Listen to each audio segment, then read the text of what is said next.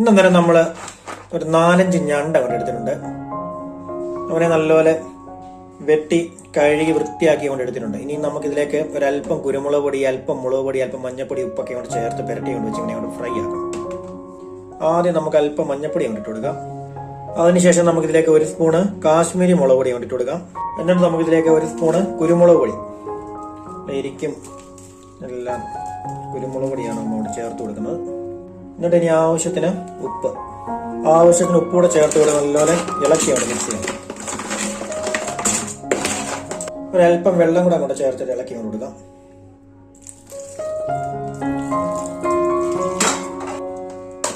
നല്ലപോലെ ഇളക്കിയാണ് മിക്സ് ചെയ്യാൻ കൊടുക്കുക.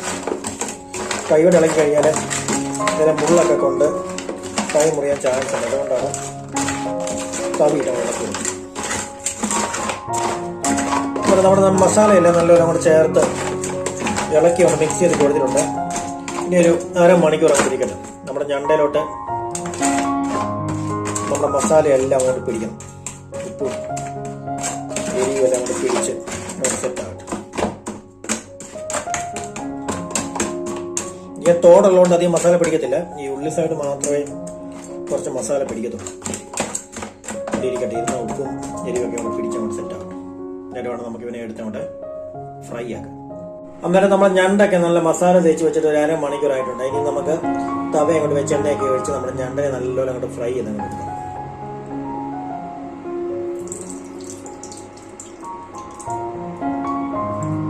ഒരു എണ്ണയൊക്കെ ഒന്ന് ചൂടാകുന്നുണ്ട്. അതിലേക്ക് നമുക്ക് വരുന്നുണ്ട് കറിവേപ്പിലയും ഇട്ട് കൊടുക്കാം.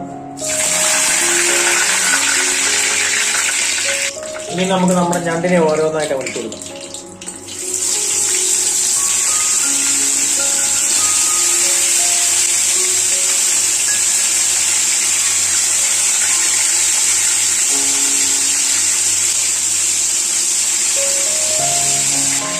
നമ്മൾ 4 ഞണ്ട് കൊണ്ട് നമ്മൾ ഇട്ട് കൊടുത്തിട്ടുണ്ട്. 4 ഇതിനകത്ത് കൊള്ളത്തുള്ളൂ. ഇനി ഒരെണ്ണം കൂടെ ബാലൻസ് ഉണ്ട്. ഇതെല്ലാം ഒന്ന് റെഡി ആയിട്ട് വന്നിട്ട് വേണം മറ്റേ കൊണ്ടിട്ടുള്ളത്.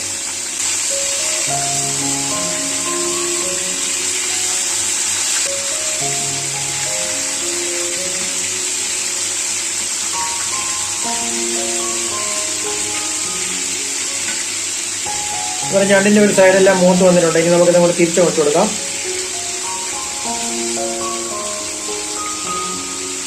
അന്നേരം നമ്മുടെ ആദ്യത്തെ ഞണ്ടൊക്കെ നല്ലപോലെ ഫ്രൈ ആയി വന്നിട്ടുണ്ട്. ഇനി നമുക്ക് നമ്മുടെ കോരി അങ്ങോട്ട് മാറ്റാം.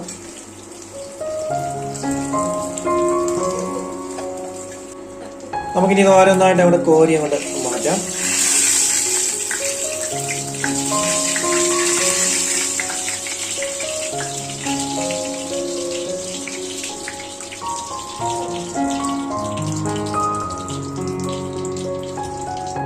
ഇനി നമ്മുടെ ലാസ്റ്റ് ഞണ്ടിനെ അവിടെ ഇട്ട് കൊടുക്കാം.